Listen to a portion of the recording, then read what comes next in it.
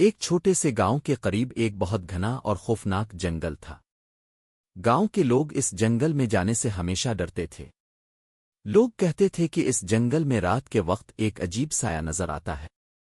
کئی سال پہلے ایک لڑکی لکڑیاں جمع کرنے کے لیے اس جنگل میں گئی تھی، لیکن وہ کبھی واپس نہیں آئی۔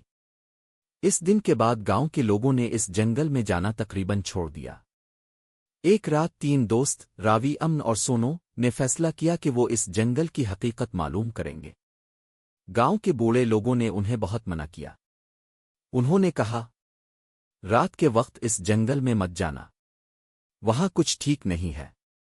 لیکن تینوں دوستوں کو لگا کہ یہ سب صرف ڈرانے والی کہانیاں ہیں۔ رات کے تقریباً 11 بجے وہ تینوں ٹارچ لے کر جنگل کی طرف چل پڑے۔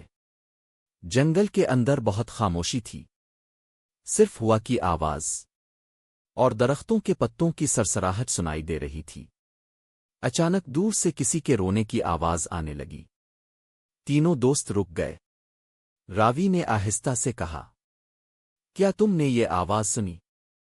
آواز بالکل صاف تھی، جیسے کوئی لڑکی رو رہی ہو۔ ڈر کے باوجود وہ آہستہ آہستہ اس آواز کی طرف بڑھنے لگے۔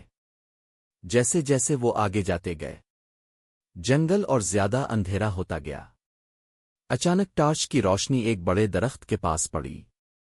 وہاں ایک لڑکی کھڑی تھی۔ اس کے لمبے کالے بال اس کے چہرے پر گرے ہوئے تھے۔ وہ بالکل خاموش کھڑی تھی۔ امن نے ہمت کر کے پوچھا، تم یہاں کیا کر رہی ہو؟ لیکن اس لڑکی نے کوئی جواب نہیں دیا۔ کچھ لمحوں بعد اس نے آہستہ آہستہ اپنا سر اوپر اٹھایا۔ جیسے ہی ٹارچ کی روشنی اس کے چہرے پر پڑی، تینوں دوستوں کے جسم میں خوف کی لہر دوڑ گئی۔ اس کی آنکھیں سرخ چمک رہی تھیں اور اس کا چہرہ بہت خوفناک تھا۔ اچانک وہ لڑکی زور سے چیخی۔ پورا جنگل اس چیخ سے گونج اٹھا۔ تینوں دوست خوف سے بھاگنے لگے۔ انہیں ایسا لگ رہا تھا جیسے کوئی ان کے پیچھے دوڑ رہا ہو۔ درختوں کے درمیان عجیب سائے حرکت کر رہے تھے۔ کسی طرح وہ جنگل سے باہر نکلنے میں کامیاب ہو گئے۔ لیکن جب انہوں نے پیچھے موڑ کر دیکھا تو جنگل کے کنارے وہی لڑکی کھڑی تھی۔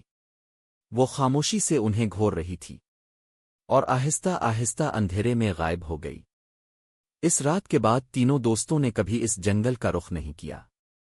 اور آج بھی گاؤں کے لوگ کہتے ہیں، اگر آپ رات کے وقت اس جنگل میں جائیں تو شاید آپ کو بھی وہ لڑکی نظر آ جائے، اور اگر اس نے آپ کو دیکھ لیا تو شاید آپ کبھی واپس گھر نہ آ سکیں۔